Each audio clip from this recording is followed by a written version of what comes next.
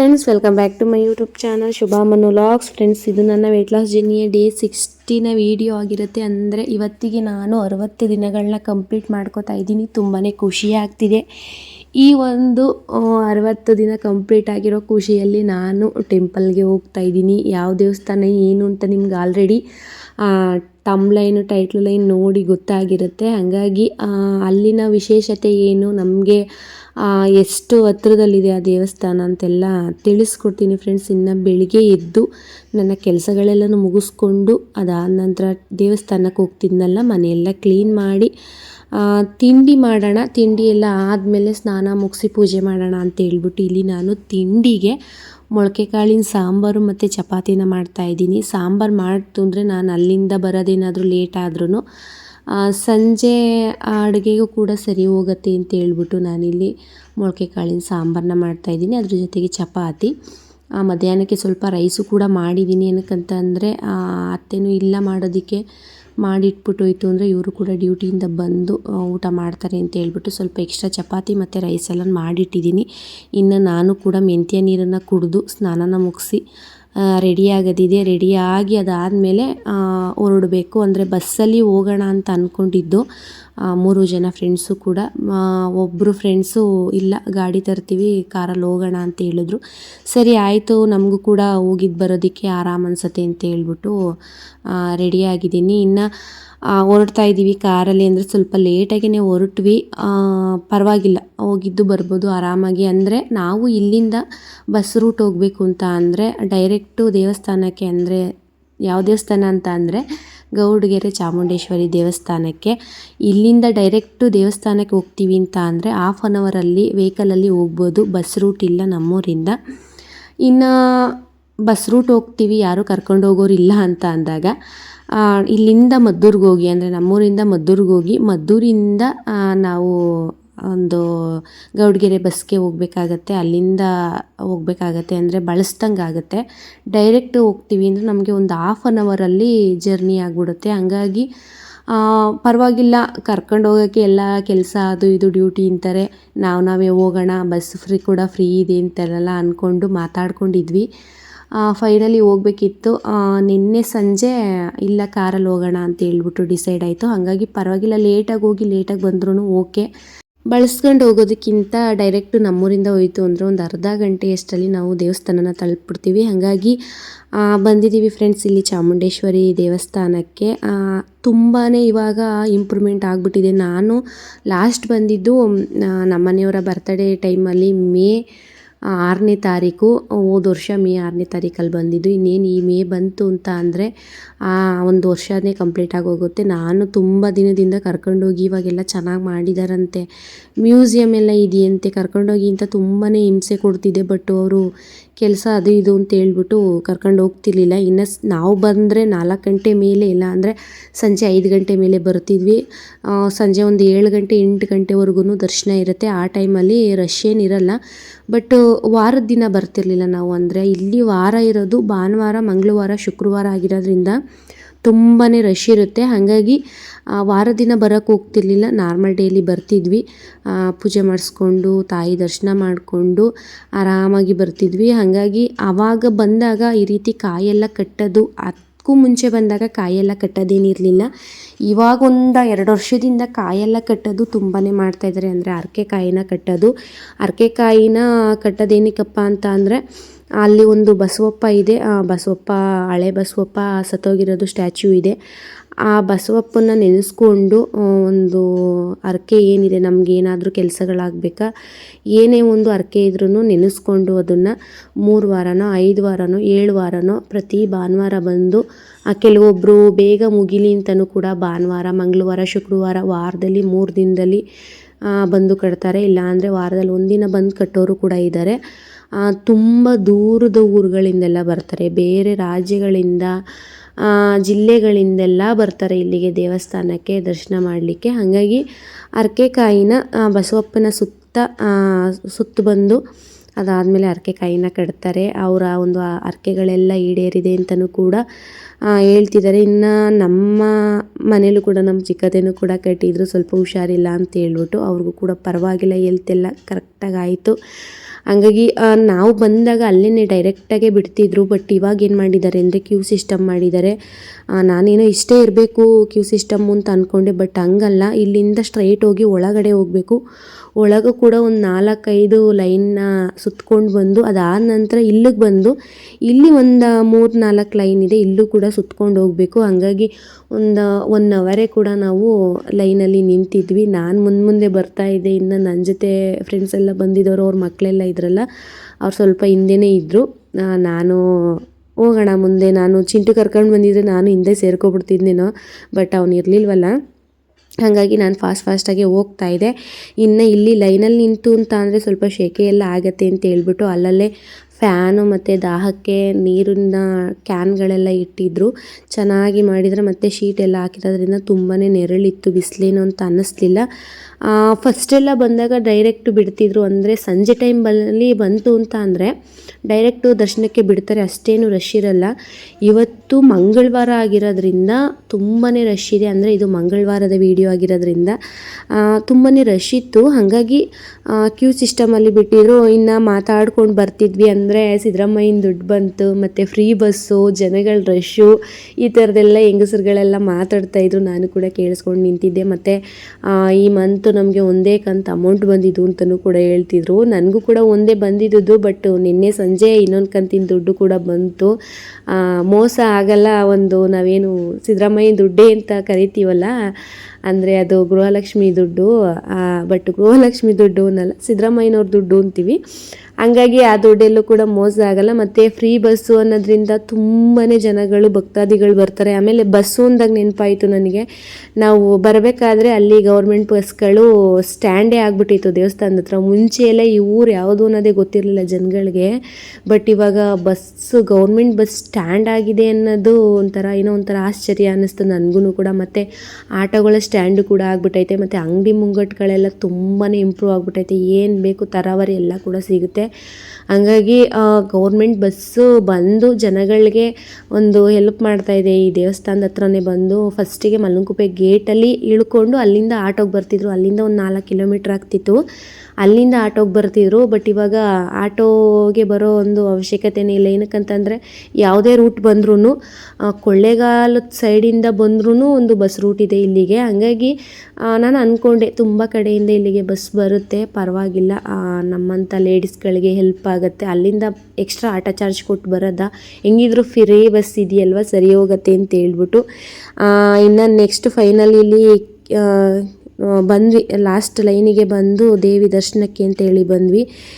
ನೋಡ್ತಾ ಇರ್ಬೋದು ನೀವು, ಅಲ್ಲಿ ಬಸವಪ್ಪ ಇದೆ, ಅದು ಹಳೆಯ ಬಸವಪ್ಪ ಸತ್ತೋಗಿರೋದಂಥದ್ದು. ಅಲ್ಲೇ ಅದರದ್ದು ಗದ್ಗೆನ ಮಾಡಿ ಮತ್ತು ಅದ್ರ ಸ್ಟ್ಯಾಚ್ಯೂನು ಕೂಡ ಮಾಡಿದ್ದಾರೆ. ಅಲ್ಲೇ ಅದೇ ಒಂದು ಬಸವಪ್ಪನ ನೆನೆಸ್ಕೊಂಡು ಸುತ್ತಾಕಿ ಕಾಯಿನ ಕಟ್ತಾರೆ, ಅರಕೆ ಕಾಯಿನ, ತುಂಬಾ ಕಾಯಿಗಳನ್ನ ಕಟ್ಟಿದ್ದಾರೆ. ಇನ್ನು ಒಳಗಡೆ ದೇವಿ ದರ್ಶನಕ್ಕೆ ಅಂತ ಹೇಳ್ಬಿಟ್ಟು ಬಂದ್ವಲ್ಲ, ಅಲ್ಲಿ ಫೋನ್ ಎಲ್ಲ ಅಲೋ ಇರಲ್ಲ, ಹಂಗಾಗಿ ನಾನು ಯಾವುದೇ ರೀತಿಯ ವಿಡಿಯೋನ ಮಾಡಿಕೊಳ್ಳಲಿಲ್ಲ. ದೇವಸ್ಥಾನದ ಗರ್ಭಗುಡಿಯ ಹಿಂಭಾಗಕ್ಕೆ ಬಂತು ಅಂತ ಅಂದರೆ ಇಲ್ಲಿ ಒಂದು ಕಲ್ಲಿನ ಮೂರ್ತಿ ಇದೆ, ಅದಕ್ಕೆ ಅಭಿಷೇಕ ಎಲ್ಲ ಮಾಡ್ತಾರೆ. ಅಲ್ಲಿಗೆ ಏನೋ ₹1 ಕಾಯಿನನ್ನು ಅಂಟಿಸ್ತಿದ್ರು, ಅದು ಅಂಟ್ಕೋತು ಅಂದರೆ ಒಳ್ಳೇದಾಗತ್ತೆ, ಇಲ್ಲ ಅಂದರೆ ಇಲ್ಲ ಅಂತೇನೋ ನಂಬಿಕೆ ಇರಬೇಕು ಅವರಿಗೆ. ಹಾಗಾಗಿ ಅದನ್ನು ಕೂಡ ಮಾಡ್ತಾಯಿದ್ರು, ನಾನು ಅದೇನು ಕೂಡ ಮಾಡೋದಕ್ಕೆ ಹೋಗಲಿಲ್ಲ. ಇನ್ನು ಇಲ್ಲಿ ನೋಡ್ತಾ ಇರ್ಬೋದಲ್ವ ಯಾವ ರೀತಿ ಒಂದು ಸ್ಟ್ಯಾಚ್ಯೂ ಇದೆ. ಈ ಒಂದು ದೇವಿ ತುಂಬಾ ಪವರ್ಫುಲ್ ಇರ್ತಕ್ಕಂಥ ಚಾಮುಂಡೇಶ್ವರಿ ತಾಯಿ. ನನಗೆ ತುಂಬಾ ಇಷ್ಟ ಬರೋದಕ್ಕೆ ಇಲ್ಲಿಗೆ, ಬಟ್ ಕೆಲಸ ಇರೋದ್ರಿಂದ ಕರ್ಕೊಂಡು ಬರ್ತಿರ್ಲಿಲ್ಲ. ನೀವು ಕರ್ಕೊಂಡು ಹೋಗೋದು ಬೇಡ, ನಾವೇ ಹೋಗ್ತೀವಿ ಫ್ರೆಂಡ್ಸ್ ಅಂತೇಳಿ ಎಲ್ಲರೂ ಕೂಡ ಜೊತೆಯಾಗಿ ಬಂದ್ವಿ. ತುಂಬಾ ಖುಷಿ ಆಯಿತು. ಅದಾದಮೇಲೆ ಇಲ್ಲಿ ನೋಡ್ತಾ ಇರ್ಬೋದು, ನಾನು ಮೇಲ್ಗಡೆ ಬರ್ತಾ ಇದ್ದೀನಿ. ಎಷ್ಟು ಚೆನ್ನಾಗಿದೆ ಅಂದರೆ ಇದು 60 ಅಡಿ ಇರ್ತಕ್ಕಂಥ ವಿಶ್ವದಲ್ಲೇ ಪ್ರಥಮ ಚಾಮುಂಡೇಶ್ವರಿ ವಿಗ್ರಹ ಆಗಿರುತ್ತೆ. ಹಾಗಾಗಿ ಇದು 60 ಅಡಿ ಇರುತ್ತೆ ಫ್ರೆಂಡ್ಸ್ ಈ ಒಂದು ವಿಗ್ರಹ. ಇದನ್ನು ಪಂಚಲೋಹಗಳಿಂದ ಮಾಡಿರ್ತಾರೆ ಅಂತ ಅಂದರೆ ದಾನಿಗಳು, ಅಂದರೆ ಭಕ್ತಾದಿಗಳು ಕೊಟ್ಟಿರ್ತಕ್ಕಂಥ ಕಂಚಿನ ಪಾತ್ರೆ, ಹಿತ್ತಾಳೆ ಪಾತ್ರೆ, ಮತ್ತು ಅವರ ಒಂದು ಚಿನ್ನದ ಒಡವೆ, ಅವರೇನೋ ಹರಕೆ ಮಾಡಿಕೊಂಡು ಕಾಲ್ಗೆಜ್ಜೆ ಆಗಿರ್ಬೋದು, ಮೂಗ್ಬೊಟ್ಟಾಗಿರ್ಬೋದು, ಕಿವಿ ಓಲೆ ಎಲ್ಲ ಸುಮಾರು ಜನ ಹರಕೆ ಮಾಡ್ಕೊಂಡಿರ್ತಾರೆ. ಮಕ್ಕಳಿಲ್ಲ ಅಂದಿದ್ರೆ, ಮದುವೆ ಆಗಿರಲಿಲ್ಲ ಅಂದಿದ್ರೆ, ಮೈಯಲ್ಲಿ ಹಾಕಿರ್ತಕ್ಕಂಥ ಮಕ್ಕಳು ಮೈಯಲ್ಲಿ ಹಾಕಿರ್ತಕ್ಕಂಥ ಒಡವೆ ಕೊಡ್ತೀನಿ, ಇಲ್ಲ ಅಂದರೆ ನನ್ನ ಕಿವಿ ಓಲೆ, ಕಾಲ್ಗೆಜ್ಜೆ, ಈ ಥರದ್ದೆಲ್ಲನೂ ಕೊಡ್ತೀನಿ, ನನಗೆ ಒಂದು ಒಳ್ಳೇದಾಯಿತು ಅಂದರೆ ತುಂಬ ಜನ ಅಂದ್ಕೊಂಡಿರ್ತಾರೆ. ಆ ಒಂದು ಹರಕೆನ ತೀರಿಸಿರ್ತಾರಲ್ವ, ಆ ಕೊಟ್ಟಿರ್ತಕ್ಕಂಥ ಒಂದು ಚಿನ್ನ ಬೆಳ್ಳಿ ಮತ್ತು ಮನೆಗಳಲ್ಲಿ ಅವ್ರವ್ರ ಮನೆಗಳಲ್ಲಿ ತಾಮ್ರ ಹಿತ್ತಾಳೆ ಕಂಚು ಈ ಥರದ್ದೇನಾದರೂ ಪಾತ್ರೆಗಳನ್ನ ಕೊಟ್ಟಿರ್ತಾರಲ್ಲ, ಆ ಒಂದು ಇದರಿಂದನೇ ಈ ಒಂದು ಮೂರ್ತಿನ ಪಂಚಲೋಹದ ಮೂರ್ತಿನ ಕೆತ್ತಿರೋದು. ತುಂಬಾ ಚೆನ್ನಾಗಿದೆ. ವಿಶ್ವದಲ್ಲೇ ಪ್ರಥಮ ಒಂದು ಚಾಮುಂಡೇಶ್ವರಿ ವಿಗ್ರಹ ಆಗಿರುತ್ತೆ ಇದು. ನಾನು ಅನ್ಕೋತೀನಿ ನಮಗೆ ಇಷ್ಟು ಹತ್ರದಲ್ಲಿದೆ, ತುಂಬ ಜನ ದೂರದಿಂದೆಲ್ಲ ಬರ್ತಾರಲ್ವ, ಅವರೆಷ್ಟು ಕಷ್ಟಪಟ್ಕೊಂಡು ದರ್ಶನ ಮಾಡಲೇಬೇಕು ಅಂತ ಬರ್ತಾರೆ. ಬಟ್ ನಮಗೆ ಜಸ್ಟ್ 1/2 hour ಜರ್ನಿ ಇರೋದ್ರಿಂದ ನಮಗೆ ಜಂಬ ಜಾಸ್ತಿ ಹೋಗೋದಕ್ಕೆ ಅಂತ, ಅಂದರೆ ಟೈಮ್ ಇಲ್ಲ, ಫ್ರೀ ಇಲ್ಲ ಅಂತ ಮನೇಲಿ ಹೇಳ್ತಾರೆ. ನಮಗೆ ಸ್ವಲ್ಪ ಜಂಬನೇ ಜಾಸ್ತಿ ಅನಿಸುತ್ತೆ. ಏನಕ್ಕಂತಂದರೆ ಅಲ್ಲಿಂದೆಲ್ಲ ಭಕ್ತಾದಿಗಳು ಬರಬೇಕಿದ್ರೆ ನಾವೇನಕ್ಕೆ ಹೋಗೋದಿಲ್ಲ ಅಂತ ನನಗೂ ಕೂಡ ತುಂಬಾ ಅನಿಸುತ್ತೆ. ಇನ್ನು ಒಂದು ವಿಗ್ರಹ ಮೂರ್ತಿನ ನೋಡಿಕೊಂಡು ಬಂದ ನಂತರ ಅಲ್ಲಿ ನಾನು ಲಾಸ್ಟ್ ಟೈಮ್ ಹೋದಾಗ ಮ್ಯೂಸಿಯಮ್ಗೆ ಕೆಲಸಗಳು ನಡೀತಿತ್ತು, ಇನ್ನೂ ಕೂಡ ಕಂಪ್ಲೀಟ್ ಆಗಿರಲಿಲ್ಲ. ಈಗ ಒಂದು 7-8 ತಿಂಗಳಿಂದ ಕಂಪ್ಲೀಟ್ ಆಗಿದೆ. ನಾನು ಈ ಒಂದು ಮ್ಯೂಸಿಯಮ್ಮು ತುಂಬಾ ಚಿಕ್ಕದಾಗಿರಬೇಕು, ಅಂದರೆ ಮೇಲ್ಗಡೆ ದೇವಿಯ ವಿಗ್ರಹ ಇದೆ, ಒಂದು ಚಾಮುಂಡೇಶ್ವರಿ ದೇವಿಯ ವಿಗ್ರಹ ಇದೆ, ಅದ್ರ ಕೆಳಗಡೆ ಮಾಡಿದ್ದಾರೆ ಅಲ್ವಾ, ಅಷ್ಟು ದೊಡ್ಡದಾಗೇನಿರಲ್ಲ, ಪರವಾಗಿಲ್ಲ, ಚಿಕ್ಕದಾಗಿರುತ್ತೆ ಅಂತ ಅಂದ್ಕೊಂಡೆ. ಬಟ್ ನಾನು ಒಳಗೆ ಹೋದ್ಮೇಲೆ ಗೊತ್ತಾಗಿದ್ದು ಎಷ್ಟು ದೊಡ್ಡದಾಗಿದೆ ಅಂದರೆ ಅಲ್ಲಲ್ಲೇ ಮಾಡಿದ್ದಾರೆ. ಎಷ್ಟು ಚೆನ್ನಾಗಿದೆ ಅಂತ ಅಂದರೆ ಇಲ್ಲಿ ಸ್ವತಂತ್ರ ಹೋರಾಟಗಾರರು ಮತ್ತು ದಾಸಪುರಂದರು, ಕವಿಗಳು ಮತ್ತು ರಾಜರುಗಳು, ಇನ್ನು ನಮ್ಮ ಒಂದು ಸ್ವತಂತ್ರ ಪೂರ್ವದಲ್ಲಿ ಅಂದರೆ 1947ಕ್ಕೂ ಮುಂಚೆ ನಮ್ಮ ಜನರು ಯಾವ ರೀತಿ ವಾಸನ ಮಾಡ್ತಿದ್ರು, ಹಳ್ಳಿ ಜೀವನನ ಯಾವ ರೀತಿ ಮಾಡ್ತಿದ್ರು, ಅದರಲ್ಲಿ ಏನೇನೆಲ್ಲ ಕೆಲಸಗಳನ್ನ ಮಾಡ್ತಿದ್ರು, ಇವಾಗೂ ಕೂಡ ಅವರವರ ಕಸುಬನ್ನ ಕಂಟಿನ್ಯೂ ಮಾಡ್ಕೊಂಡು ಬಂದಿದ್ದಾರೆ. ಬಟ್ ಹಳೆಯ ಒಂದು ಜನಗಳನ್ನ ಒಂದು ಗೊಂಬೆ ಮುಖಾಂತರದಲ್ಲಿ ನೋಡ್ತು ಅಂದರೆ ತುಂಬಾ ಖುಷಿಯಾಗತ್ತೆ. ಲಾಸ್ಟ್ ಟೈಮು ನಾನು ಒಂದು ಜನಪದ ಲೋಕಕ್ಕೆ ಹೋಗಿದ್ದೆ, ಅಂದರೆ ಚನ್ನಪಟ್ಟಣ ಜನಪದ ಲೋಕಕ್ಕೆ ಹೋಗಿದ್ನಲ್ಲ, ಅಲ್ಲಿಗಿಂತ ಇಲ್ಲಿ ಎಷ್ಟೋ ಚೆನ್ನಾಗಿದೆ ಒಂದು ಮ್ಯೂಸಿಯಮ್ಮು ಅಂತ ತುಂಬಾ ಇಷ್ಟ ಆಗ್ಬಿಡ್ತು ನನಗೆ. ಹೊರಗಡೆ ಅಷ್ಟು ಬಿಸಿಲಿದೆ, ಇನ್ನು ಕೆಳಗಡೆ ಗುಹೆಯಲ್ಲಿ ಒಂದು ಮ್ಯೂಸಿಯಮ್ನ ಮಾಡಿದ್ದಾರೆ, ಇಲ್ಲೂ ಕೂಡ ಸೆಕೆ ಇರ್ಬೋದು ತುಂಬಾ ಅಂತ ಅಂದ್ಕೊಂಡು ಬಂದರೆ ಅದ್ರ ಆಪೋಸಿಟ್ ಇತ್ತು, ಅಂದರೆ ತುಂಬಾ ತಣ್ಣಗಾಗ್ತಿತ್ತು. ಅಂದರೆ ಕೆಳಗಡೆ ಇದ್ನಲ್ಲ, ದೇವಿಯ ಕೆಳಗಡೆ ಇದ್ನಲ್ಲ, ಪಾದದ ಕೆಳಗೆ ಅಷ್ಟು ಸೆಕೆ ಅಂತೇನು ಅನ್ನಿಸ್ತಿಲ್ಲ, ಅಂದರೆ ಅಷ್ಟು ಬಿಸಿಲೇನು ಅಲ್ಲಿಗೆ ಬರ್ತಿರ್ಲಿಲ್ಲ, ಚೆನ್ನಾಗಿತ್ತು. ಇನ್ನು ನಾನು ಅಲ್ಲಿ ಎಲ್ಲ ಪ್ಲೇಸೆಲ್ಲ ನೋಡ್ಕೊಂಡು ಬಂದೆ. ಅಲ್ಲಿಂದ ಬಂದಮೇಲೆ ನನಗಿದಂತೂ ಸಖತ್ತು ಫೇವ್ರೇಟ್ ಅಂತ ಅನ್ನಿಸ್ಬಿಡ್ತು. ಏನಕ್ಕಂತ ಅಂದರೆ ಒಂದು ಸ್ವರ್ಗನೇ ಸೃಷ್ಟಿ ಮಾಡಿದರು, ದೇವಿಯ ಅವತಾರಗಳನ್ನ ಇಲ್ಲಿ ಒಂದು ಗೊಂಬೆಯ ಮುಖಾಂತರ ತೋರಿಸಿದ್ರು. ಅಂದರೆ ಶ್ರೀ ಚಾಮುಂಡೇಶ್ವರಿ ತಾಯಿ ಯಾವ್ಯಾವ ರೀತಿ ಅವತಾರನ ಎತ್ತಿದ್ದಾರೆ ಅದೆಲ್ಲನೂ ಕೂಡ ಒಂದು ಶಿಲೆಯ ಮುಖಾಂತರ ನಮಗೆ ತೋರಿಸಿದ್ದಾರೆ. ತುಂಬಾ ಚೆನ್ನಾಗಿತ್ತು. ನನಗಂತೂ ಮನಸ್ಸಿಗೆ ಹಗುರ ಅನ್ನಿಸ್ತು. ನಾನೇನಾದರೂ ಈ ಒಂದು ಪ್ಲೇಸಿಗೆ ಬರಲಿಲ್ಲ ಅಂತ ಅಂದಿದ್ರೆ ತುಂಬಾ ಮೋಸ ಆಗ್ತಿತ್ತು ನನಗೆ. ತುಂಬ ದಿನಗಳಿಂದ ಮ್ಯೂಸಿಯಂ ಮಾಡಿದ್ದಾರೆ, ಚೆನ್ನಾಗಿ ಮಾಡಿದ್ದಾರೆ ಅಂತೆಲ್ಲ ಹೇಳ್ತಿದ್ರು. ಬಟ್ ನಾನು ಅಂದ್ಕೊಂಡೆ ಸೇಮ್ ಜನಪದ ಲೋಕದಲ್ಲಿ ಯಾವ ರೀತಿ ಒಂದು ನಮ್ಮ ಪೂರ್ವಜರು ಮತ್ತು ಒಂದೊಂದು ಕೆಲಸ ಮಾಡ್ತಕ್ಕಂಥವರ ಭಾವಚಿತ್ರಗಳನ್ನ ಒಂದು ಪ್ರತಿಮೆ ಮುಖಾಂತರ ನಮಗೆ ತೋರಿಸ್ತಾರೆ, ಆ ಥರದ್ದೆಲ್ಲ ಅಂದ್ಕೊಂಡಿದ್ದೆ. ಬಟ್ ಅದ್ರ ಜೊತೆಗೆ ಇಲ್ಲಿ ಚಾಮುಂಡೇಶ್ವರಿ ತಾಯಿನ ಎಷ್ಟು ಚೆನ್ನಾಗಿ ಮಾಡಿದ್ದಾರೆ ಅಂತ ಅಂದರೆ ತಾಯಿಯ ಅವತಾರಗಳೆಲ್ಲನೂ ಕೂಡ ನಮಗೆ ಇಲ್ಲಿ ತೋರಿಸ್ತಿದ್ದಾರೆ. ಮತ್ತು ಅಲ್ಲಿ ಒಳಗಡೆ ಬಂದಾಗ ಒಂದು ಮ್ಯೂಸಿಕ್ ನಮಗೆ ಕೇಳಿಸ್ತಾನೆ ಇತ್ತು, ತಾಯಿ ಬಗ್ಗೆ ಹೊಗಳಿಕೆ ಶ್ಲೋಕನ ಕೇಳಿಸ್ತಾ ಇತ್ತು, ಅದು ಕೂಡ ತುಂಬಾ ಚೆನ್ನಾಗಿತ್ತು. ಸುಮಾರಷ್ಟು ತಾಯಿಯ ಪ್ರತಿಮೆಗಳನ್ನ ಮಾಡಿ ಇಲ್ಲಿ ಇಟ್ಟಿದ್ದಾರೆ. ನೋಡೋಕ್ಕಂತೂ ತುಂಬಾ ಮನಸ್ಸಿಗೆ ಖುಷಿಯಾಗುತ್ತೆ. ಇನ್ನು ಯಾರೆಲ್ಲ ನನ್ನ ವೀಡಿಯೋನ ನೋಡ್ತಾ ಇದ್ದೀರಿ, ಒಂದು ಸಲ ಗೌಡಗೆರೆ ಚಾಮುಂಡೇಶ್ವರಿ ದೇವಸ್ಥಾನಕ್ಕೆ ಬಂದು ತಾಯಿಯ ದರ್ಶನ ಮಾಡಿ ಆಶೀರ್ವಾದನ ಪಡೆದು ಅದಾದ ನಂತರ ಇಲ್ಲಿ ಬಂದು ಮ್ಯೂಸಿಯಮ್ನ ನೋಡಿ ನಿಮಗೂ ಕೂಡ ಮನಸ್ಸಿಗೆ ಖುಷಿಯಾಗತ್ತೆ, ಏನೋ ಒಂಥರ ನೆಮ್ಮದಿ ಅಂತ ಅನಿಸುತ್ತೆ. ಬಂದಿದ್ದಕ್ಕೂ ದರ್ಶನ ಮಾಡಿದ್ದಕ್ಕೂ ತಾಯಿ ಆಶೀರ್ವಾದ ತಗೊಂಡಿದ್ದಕ್ಕೂ ಅದ್ರ ಜೊತೆಗೆ ಈ ಒಂದು ಮ್ಯೂಸಿಯಂ ನೋಡಿದ್ದಕ್ಕೂ ನನಗೆ ತುಂಬಾ ಖುಷಿಯಾಯಿತು ಅಂತ ನೀವು ಕೂಡ ನೋಡಿಕೊಂಡು ಹೋಗ್ತೀರಾ. ನೀವು ಏನಾದರೂ ದೂರದಿಂದ ಬಂದಿದ್ರೂ ನಿಮಗೆ ಮನಸ್ಸಿಗೆ ಹಗುರ ಅನಿಸುತ್ತೆ, ಬಂದಿದ್ದಕ್ಕೂ ಸಾರ್ಥಕ ಆಯಿತು, ನೆಮ್ಮದಿಯಿಂದ ಹೋಗ್ತಾ ಇದ್ದೀನಿ ಅಂದ್ಬಿಟ್ಟು ದರ್ಶನ ಮುಗಿಸ್ಕೊಂಡು ಹೋಗ್ಬೋದು. ನನಗಂತೂ ಅಷ್ಟೇ ಇಷ್ಟ ಆಯಿತು. ಇನ್ನು ಒಂದು ಸಲ ಮನೆಯವ್ರ ಜೊತೆ ಚಿಂಟುನ ಕರ್ಕೊಂಡು ಬರ್ತೀನಿ.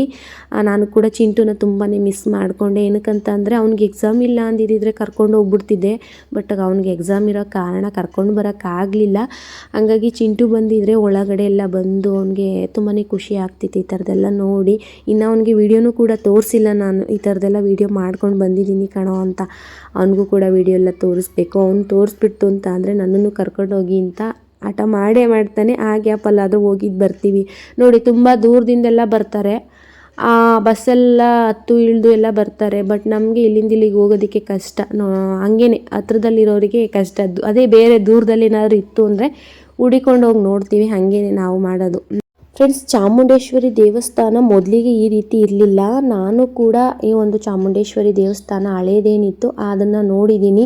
ಅಂತ ಅಂದರೆ ನಾನೊಂದು ಟೈಮ್ ಬಂದಿದ್ದೆ, ಬಸವಪ್ಪ ಇತ್ತಲ್ಲ ತುಂಬಾ ಪವರ್ಫುಲ್ ಇತ್ತು. ಇವಾಗಿರೋ ಬಸವಪ್ಪನೂ ಕೂಡ ತುಂಬಾ ಪವರ್ಫುಲ್ ಇರ್ತಕ್ಕಂಥ ಬಸವಪ್ಪ ಆಗಿರುತ್ತೆ. ಹಾಗಾಗಿ ಬಸವಪ್ಪನ ಪಾದನ ಕೇಳೋದಕ್ಕೆ ಅಂತ ಒಂದು ಟೈಮು ಬಂದಿದ್ವಿ. ಅಂದರೆ ನಾನು ನನ್ನ ತಂದೆ ಜೊತೆ ಬಂದಿದ್ದೆ. ಅವಾಗಿನ್ನೂ ನನಗೆ ಮದುವೆ ಏನೂ ಆಗಿರಲಿಲ್ಲ, ಇನ್ನೂ ಚಿಕ್ಕವಳಿದ್ದೆ. ಆವಾಗ ತುಂಬಾ ನೆನಪಿದೆ, ನಮ್ಮ ತಂದೆಯವರು ಕರ್ಕೊಂಡು ಬಂದಿದ್ರು. ನಮ್ಮೂರಿಗಂತೂ ಅದು ತುಂಬಾ ಹತ್ರ ಈ ಒಂದು ದೇವಸ್ಥಾನ. ಹಾಗಾಗಿ ಬಂದಿದ್ದು ನೆನಪಿದೆ ನನಗೆ. ಏನಂತಂದರೆ ಏನೋ ಒಂದು ಬಸವಪ್ಪನ ಸ್ಟ್ಯಾಚ್ಯೂ ಇದೆ, ಅಲ್ಲಿ ದೇವಸ್ಥಾನ ಇತ್ತು, ಫ್ರಂಟಲ್ಲಿ ದೇವಸ್ಥಾನ ಇತ್ತು, ಗರ್ಭಗುಡಿನೂ ಕೂಡ ಅಲ್ಲೇ ಇತ್ತು, ಚಿಕ್ಕದಾಗಿತ್ತು ದೇವಸ್ಥಾನ. ಅದಾದಮೇಲೆ ಒಂದು ದೇವಿಯ ಒಂದು ದೇವಸ್ಥಾನನ ಹಿಂದೆಗಡೆಗೆ ತೊಗೊಂಡಿದ್ದಾರೆ. ಅಂದರೆ ಇನ್ನೊಂದು ಸ್ವಲ್ಪ ಹಿಂದಕ್ಕಾದಂಗೆ ಮಾಡಿದ್ದಾರೆ. ದೇವಸ್ಥಾನನ ಕಟ್ಟಬೇಕಾದ್ರೆ ಕೇವಲ 11 ತಿಂಗಳಲ್ಲಿ ಕಟ್ಟಡನ ಕಟ್ಟಿ ಮುಗಿಸಿದ್ರಂತೆ. ಅಂದರೆ ಕಲ್ಲಿಂದನೇ ಮಾಡಿರ್ತಕ್ಕಂಥದ್ದು ಒಂದು ದೇವಸ್ಥಾನನ 11 ತಿಂಗಳಷ್ಟರಲ್ಲಿ ಆ ದೇವಸ್ಥಾನನ ಕಂಪ್ಲೀಟ್ ಮಾಡಿಕೊಂಡ್ರು. ಅದಾದಮೇಲೆ ತಾಯಿಯ ಗರ್ಭಗುಡಿನೂ ಕೂಡ ಚೇಂಜ್ ಆಯಿತು. ಇನ್ನು ಬಸವಪ್ಪನೂ ಕೂಡ ತುಂಬಾ ಊರುಗಳಿಗೆಲ್ಲ ಹೋಗಿ ದೇವಸ್ಥಾನಕ್ಕೆ ಅರ್ಚಕರನ್ನ ನೇಮಕ ಮಾಡೋದು, ಮತ್ತು ದೇವಸ್ಥಾನಕ್ಕೆ ಇಲ್ಲಿ ದೇವಸ್ಥಾನ ಕಟ್ಟಿ ಅಂತ ಒಂದು ಜಾಗನ ಹುಡಿಕೊಡೋದು, ತುಂಬ ಊರುಗಳಿಗೆ ಹೋಗಿ ಆ ರೀತಿ ಎಲ್ಲ ಮಾಡಿದೆ. ಮತ್ತು ಗೃಹ ಪ್ರವೇಶ ಇರ್ಬೋದು, ಮದುವೆ ಇರ್ಬೋದು, ಏನೇ ಒಂದು ದೇವ್ರ ಕಾರ್ಯ ಮಾಡ್ತು ಅಂದರೂ ಈ ದೇವಿನ ಕರೆಸ್ತಾರೆ. ಮತ್ತು ಬಸವಪ್ಪನೂ ಕೂಡ ಜೊತೆಯಲ್ಲಿ ಕರೆಸಿ ಪೂಜೆನ ಮಾಡಿ ಕಳಿಸ್ತಿದ್ರು. ಆ ಥರದ್ದೆಲ್ಲ ಸಂಪ್ರದಾಯಗಳಿದೆ. ಹಳೆ ಬಸವಪ್ಪ ಏನಿತ್ತು, ಆ ಬಸವಪ್ಪ ತೀರೋದ ನಂತರ ಹೊಸ ಒಂದು ಬಸವಪ್ಪನ ಬಿಟ್ಟರು. ಅದು ವರ್ತೂರು ಸಂತೋಷ್ ಅವರು ಕೊಟ್ಟಿರ್ತಕ್ಕಂಥ ಒಂದು ಬಸವ ಆಗಿರುತ್ತೆ. ಅದಾದ ನಂತರ ಒಂದು ಬಸವಪ್ಪ ಏನು ನಾವು ಬೇಡ್ಕೊಂಡದನ್ನ ನಮಗೆ ಒಂದು ಈಡೇರಿಸ್ತಿತ್ತು. ಮತ್ತು ನೀವು ನಿಮ್ಮ ಬೇಡ್ಕೊಂಡಿರ್ತಕ್ಕಂಥ ಕೆಲಸ ಆಗತ್ತೆ ಅಂತ ಹೇಳ್ಬಿಟ್ಟು ನಮ್ಮನ್ನು ದಾಟೋದಾಗಿರ್ಬೋದು, ಇಲ್ಲಾಂದರೆ ನಮಗೆ ಪಾದನ ಕೊಡೋದಾಗಿರ್ಬೋದು, ಈ ಥರದ್ದೆಲ್ಲ ಮಾಡ್ತಿತ್ತು. ಹಾಗಾಗಿ ಆ ಒಂದು ನಂಬಿಕೆಯಿಂದ ಆ ಬಸವಪ್ಪನ ಗದ್ದಿಗೆ ಸುತ್ತ ಬಂದು ಒಂದು ಅರಕೆ ಕಾಯಿನ ಕಟ್ತಾ ಇದ್ದಾರೆ. ಇವಾಗೂ ಕೂಡ ಒಂದು ಅರಕೆ ಕಾಯಿನ ಕಟ್ತಾ ಇದ್ದಾರೆ ಫ್ರೆಂಡ್ಸ್. ಅದಾದ ನಂತರ ಒಂದು ಚಾಮುಂಡೇಶ್ವರಿಯ ಒಂದು 60 ಅಡಿ ವಿಶ್ವದಲ್ಲೇ ಅತಿ ಎತ್ತರವಾದಂತಹ ಚಾಮುಂಡೇಶ್ವರಿಯ ಒಂದು ಶಿಲೆನ ನಿರ್ಮಾಣ ಮಾಡಿದ್ಮೇಲೆ ವಿಗ್ರಹನ ಜನಗಳ ಸಾಗರನೇ ಬಂತು ಈ ಒಂದು ದೇವಸ್ಥಾನಕ್ಕೆ. ದೇವಸ್ಥಾನ ಎಲ್ಲಿದೆ ಅಂತಲೇ ಗೊತ್ತಿರಲಿಲ್ಲ, ಏನು ಅದ್ರ ವಿಶೇಷತೆ ಅನ್ನೋದೇ ಗೊತ್ತಿರಲಿಲ್ಲ. ಅಂಥ ಟೈಮಲ್ಲಿ ಒಂದು 60 ಅಡಿ ಚಾಮುಂಡೇಶ್ವರಿ ತಾಯಿಯ ವಿಗ್ರಹನ ಸ್ಥಾಪನೆ ಮಾಡಿದ ನಂತರ ಜನಗಳ ಸಾಗರನೇ ಹರಿದು ಬಂತು ಅಂತಲೇ ಹೇಳ್ಬೋದು. ಅಷ್ಟು ರಶ್ ಇರುತ್ತೆ. ನಾವಂತೂ ಸಂಜೆ ಟೈಮಲ್ಲಿ ಹೋಗ್ತಿದ್ವಿ, ಇಲ್ಲ ಅಂದರೆ ವಾರಗಳ ಟೈಮಲ್ಲಂತೂ ಹೋಗ್ತಾನೆ ಇರಲಿಲ್ಲ. ಆ ಟೈಮಲ್ಲಿ ನನಗೆ ಗೊತ್ತಾಗ್ತಾನೆ ಇರಲಿಲ್ಲ. ಈ ಸಲ ವಾರದ ದಿನ ಅಂದರೆ ಮಂಗಳವಾರ ಬಂದಿರೋದ್ರಿಂದ ತುಂಬಾ ರಶ್ ಇರುತ್ತಲ್ಲ, ಹಂಗಾಗಿ ಕ್ಯೂನಲ್ಲಿ ನಿಂತು ದರ್ಶನ ಮಾಡಿರೋದ್ರಿಂದ ಇಷ್ಟೊಂದು ರಶ್ ಇದೆಯಾ ಅಂತ ಕೂಡ ಆಶ್ಚರ್ಯ ಆಯಿತು. ಮತ್ತು ನಾವಲ್ಲಿ ಲೈನಲ್ಲಿ ನಿಂತಿರಬೇಕಾದ್ರೆ ಎಲ್ಲಿಂದ ಬಂದ್ರಿ ಅಂತ ಕೇಳಿದಾಗ ಹುಣಸೂರಿಂದ ಬಂದಿದ್ದೀವಿ ಅಂತ ಒಂದಷ್ಟು ಜನ ಫ್ರೆಂಡ್ಸ್ ಎಲ್ಲ ಸೇರ್ಕೊಂಡು ಬಂದಿದ್ರು, ಲೇಡೀಸು. ಅವ್ರು ಹುಣಸೂರಿಂದ ಬಂದಿದ್ದೀವಿ, ಮೈಸೂರಿಂದ ಆಚೆಗೆ ಅದಿರೋದು ಅಂತ ಅಂದರೆ ಗೊತ್ತು. ಅಲ್ಲಿಂದೆಲ್ಲ ಬರ್ತಾರೆ ಭಕ್ತಾದಿಗಳು, ತುಂಬ ದೂರದಿಂದೆಲ್ಲ ಬರ್ತಾರೆ. ಹಾಗಾಗಿ ಆ ಬಸ್ ಫೆಸಿಲಿಟಿನೂ ಕೂಡ ತುಂಬಾ ಚೆನ್ನಾಗಿದೆ. ನಾನು ಹೇಳಿದ್ನಲ್ಲ, ಬಸ್ ಸ್ಟ್ಯಾಂಡೇ ಆಗಿಬಿಟ್ಟಿದೆ ಒಂದು ದೇವಸ್ಥಾನದ ಹತ್ರ. ಗೌರ್ಮೆಂಟ್ ಬಸ್ಸೆಲ್ಲ ಚೆನ್ನಾಗಿ ಬರುತ್ತೆ. ಇನ್ನು ಇಲ್ಲಿ ಲಿಂಗಗಳ ಒಂದು ಪ್ರದರ್ಶನವೂ ಕೂಡ ಇದೆ. ಹಾಗಾಗಿ ತುಂಬಾ ಚೆನ್ನಾಗಿದೆ. ಇನ್ನು ನದಿಗಳದೆಲ್ಲ ಯಮುನಾ ನದಿ, ಗೋದಾವರಿ ನದಿ, ಇದರದ್ದೆಲ್ಲನೂ ಕೂಡ ಅದು ಯಾವ ರೀತಿ ನದಿ ಹರಿದು ಬರುತ್ತೆ ಅಂತಲೂ ಕೂಡ ಇದೆ. ಇನ್ನು ಆಂಜನೇಯ ಸ್ವಾಮಿಯ ವಿಗ್ರಹನೂ ಕೂಡ ಇತ್ತು. ಅದಾದ ನಂತರ ನಾನು ಇನ್ನೂ ಹೊರಗೆ ಬರಲೇ ಇಲ್ವಲ್ಲ ಅಂತ ಅಂದ್ಕೊಂಡೆ. ಅಷ್ಟರಲ್ಲಿ ಆಂಜನೇಯನ ಒಂದು ವಿಗ್ರಹನ ನೋಡ್ಕೊಂಡು ಕೈ ಮುಕ್ಕೊಂಡು ಹೊರಗೆ ಬಂದರೆ ಮುಗೀತು, ಇಲ್ಲಿಗೆ ಮ್ಯೂಸಿಯಂ ಮುಗೀತು. ನಾನು ಕೂಡ ತುಂಬಾ ಫಾಸ್ಟ್ ಫಾರ್ವರ್ಡ್ ಮಾಡಿದ್ದೀನಿ ವೀಡಿಯೋಸ್ ಎಲ್ಲ, ಅಷ್ಟು ಲೆಂತಿಯಾಗೇನು ಕೂಡ ತೋರ್ಸೋಕ್ಕೆ ಹೋಗಿಲ್ಲ. ತುಂಬಾ ಚೆನ್ನಾಗಿತ್ತು. ಇನ್ನು ಅಲ್ಲಿಂದ ಬಂದೆ ಬಸವಪ್ಪನ ದರ್ಶನ ಮಾಡಬೇಕಿತ್ತು, ಅಲ್ಲಿಗೂ ಕೂಡ ಬಂದು ನೋಡ್ತಾ ಇದ್ದೀನಿ. ಬೆಳಿಗ್ಗೆಯಿಂದ ಪಾದನ ಕೊಟ್ಟು ಬಸವಪ್ಪ ಕೂಡ ಸುಸ್ತಾಗಿ ಮಲಗಿತ್ತು. ಇದು ಒಂದು ಹಳೆ ಬಸವಪ್ಪ ತೀರೋದ ನಂತರ ಈ ಒಂದು ಬಸವಪ್ಪನ ತಂದಿರ್ತಕ್ಕಂಥದ್ದು. ಹಾಗಾಗಿ ನೋಡ್ತಾ ಇದ್ದೀರಲ್ವ ಯಾವ ರೀತಿ ನಿದ್ದೆ ಮಾಡ್ತಾ ಇದೆ ಕತ್ತನ್ನು ತಿರುಗಿಸ್ಕೊಂಡು ಅಂತ. ಎಲ್ಲರೂ ಕೂಡ ಮುಟ್ಟಿ ನಮಸ್ಕಾರನ ಮಾಡ್ತಾಯಿದ್ರು. ಅಂದರೆ ಡಿಸ್ಟರ್ಬ್ ಆಗುತ್ತೇನೋ ಅಂತ ಅಂದ್ಕೊಂಡ್ವಿ. ಪರವಾಗಿಲ್ಲ, ನಮಸ್ಕಾರ ಮಾಡೋಣ ಅಂತ ಹೇಳ್ಬಿಟ್ಟು ಮುಗಿಸಿ ಅದಾದ ನಂತರ ಮತ್ತು ಫ್ರೆಂಡ್ಸ್ ನಾನು ಕೂಡ ಇಂಟರ್ಮೀಡಿಯೇಟ್ ಫಾಸ್ಟಿಂಗಲ್ಲಿ ಇರೋದ್ರಿಂದ ಆಲ್ರೆಡಿ 2 ಗಂಟೆ ಆಗಿಬಿಟ್ಟಿತ್ತು. ಅಂದರೆ ಫಾಸ್ಟಿಂಗ್ ಬ್ರೇಕ್ ಮಾಡೋದಕ್ಕೆ ಏನನ್ನು ಕೂಡ ತಿಂದು ಕೂಡ ಇರಲಿಲ್ಲ. ಮನೇಲಿ ಇದ್ದಿದ್ರೆ ಏನಾದರೂ ತಿಂತಿದ್ದೆ, ಹಣ್ಣು ಏನಾದರೂ ತಿಂತಿದ್ದೆ. ಬಟ್ ಇಲ್ಲಿ ಟೆಂಪಲ್ ಇರೋದ್ರಿಂದ ಡೈರೆಕ್ಟ್ ಊಟನೇ ಮಾಡೋಣ ಅಂತ ಹೇಳ್ಬಿಟ್ಟು ಊಟಕ್ಕೆ ಕೂತ್ಕೊಂಡ್ವಿ. ಮುಂಚೆ ಊಟದ ಮನೆ ಚಿಕ್ಕದಾಗಿತ್ತು, ಇವಾಗ ಅದನ್ನು ಅಡುಗೆ ಮನೆ ಮಾಡ್ಕೊಂಡಿದ್ದಾರೆ. ಮತ್ತು ದೊಡ್ಡದಾಗಿ ಊಟದ ಮನೆನ ಮಾಡಿಕೊಂಡು ತುಂಬಾ ಜನ ಒಂದೇ ಸಲ ಊಟನ ಮಾಡ್ಬೋದು, ಅಂದರೆ ದೇವರ ಪ್ರಸಾದನ ತಗೋಬೋದು. ಆ ರೀತಿ ಒಂದು ಊಟದ ಮನೆನ ದೊಡ್ಡದಾಗಿ ಮಾಡಿದ್ದಾರೆ. ನಾನು ಕೂಡ ಊಟ ಮುಗಿಸ್ಕೊಂಡು ಅದಾದ ನಂತರ ಇಲ್ಲಿ ಹೊರಗೆ ಬಂದು ದಾಹ ಆಗ್ತಿತ್ತು ಅಂತೇಳಿ ಸಖತ್ತು ದಾಹ ಆಗ್ತಿತ್ತು. ತುಂಬಾ ಬಿಸಿಲು ಕೂಡ ಇತ್ತು.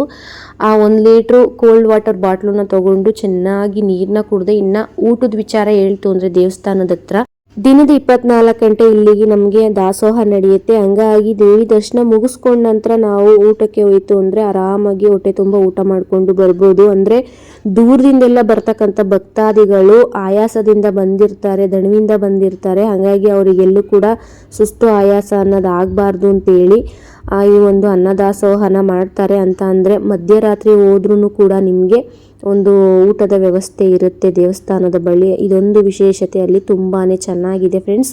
ಇನ್ನು ಅದಾದ ನಂತರ ಊರಿನ ಕಡೆ ಹೊರಟ್ವಿ. ಫ್ರೆಂಡ್ ಮಗಳು ಬರ್ಡೇ ಇರೋದ್ರಿಂದ ಇವತ್ತು ಅಲ್ಲೇ ಅವ್ರದ್ದು ಹೊಸದಾಗಿ ತೊಗೊಂಡಿರ್ತಕ್ಕಂಥ ಕಾರು ಅದ್ರ ಮೇಲೇ ಕೂರಿಸಿ ಕೇಕ್ ಕಟಿಂಗು ಕೂಡ ಮಾಡಿಸಿದ್ರು. ನಾನು ಕೂಡ ಸ್ವಲ್ಪ ವೀಡಿಯೋಸ್ ಎಲ್ಲ ಮಾಡಿಕೊಂಡೆ. ಇನ್ನು ಮನೆಗೆ ಬಂದು ನಾನು ಬರುವಷ್ಟರಲ್ಲಿ ಚಿಂಟುನು ಕೂಡ ಬಂದಿದ್ದ. ಮನೆಗೆ ಬಂದ ತಕ್ಷಣ ನಾನಿಲ್ಲಿ ಚೆನ್ನಾಗಿ ನೀರನ್ನು ಕುಡಿತಾ ಇದ್ದೀನಿ. ಅಂದರೆ ಈ ಸೀರೆ ಅನ್ನೋದೆಲ್ಲ ಅಷ್ಟು ನನಗೆ ಉಡೋದಕ್ಕೆ ಬರೋದಿಲ್ಲ ಮತ್ತು ಕ್ಯಾರಿ ಮಾಡೋದಕ್ಕೂ ಬರೋದಿಲ್ಲ. ಕಾರಲ್ಲಿ ಹೋಗ್ತಾ ಇರೋದ್ರಿಂದ ಪರವಾಗಿಲ್ಲ ಅಂತ ಹೇಳ್ಬಿಟ್ಟು ಉಟ್ಕೊಂಡು ಹೋಗಿದ್ದು. ದೇವಸ್ಥಾನಕ್ಕೆ ಹೋದ್ಮೇಲೆ ಡ್ರೆಸ್ ಬೇಡ ಸೀರೆನೇ ಇರಲಿ ಅಂತೇಳಿ ಉಟ್ಕೊಂಡಿದ್ದು. ಹಂಗಾಗಿ ಎಷ್ಟೊತ್ತಿಗೆ ನೈಟಿ ಹಾಕೋತೀನೋ ಫ್ರೀ ಆಗ್ತೀನೋ ಅಂತಲೂ ಕೂಡ ಅನ್ನಿಸ್ಬಿಡ್ತು. ಇನ್ನು ಬೆಳಿಗ್ಗೆ ಸಾಂಬಾರು ಮಾಡಿಟ್ಟಿದ್ನಲ್ಲ, ಬಿಸಿಲಿಗೆ ಏನಾದರೂ ಹಾಳಾಗ್ಬಿಡುತ್ತೆ ಅಂತ ಹೇಳ್ಬಿಟ್ಟು ಅದನ್ನು ಕೂಡ ಕುದಿಸ್ಕೊತಾ ಇದ್ದೀನಿ. ಇನ್ನು ಪಾತ್ರೆಗಳೆಲ್ಲ ಇತ್ತು, ತೊಳೆಯೋದಿತ್ತು.